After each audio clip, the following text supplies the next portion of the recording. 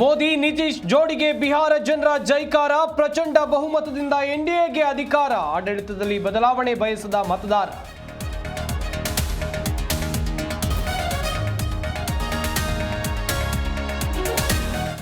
NDA ಮುಂದೆ ಮಹಾಗಠಬಂಧನ ಧೂಳಿಪಟ, ಕೇವಲ 35 ಸ್ಥಾನಕ್ಕೆ ಶಕ್ತವಾಯಿತು ಎಂಜಿಬಿ, ವೋಟ್ ಚೋರಿ ಎಂದಿದ್ದ ರಾಹುಲ್ಗೆ ಮುಖಭಂಗ.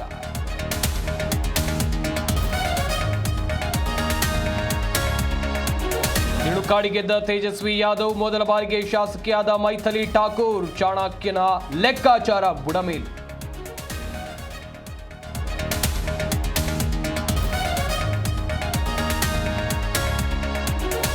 ದೇಶಾದ್ಯಂತ ಬಿಜೆಪಿ ಕಾರ್ಯಕರ್ತರ ವಿಜಯೋತ್ಸವ, ದೆಹಲಿ ಪಕ್ಷದ ಕಚೇರಿಯಲ್ಲಿ ಸಂಭ್ರಮ, ಮತದಾರನಿಗೆ ಧನ್ಯವಾದ ಸಲ್ಲಿಸಿದ ನಮೋ.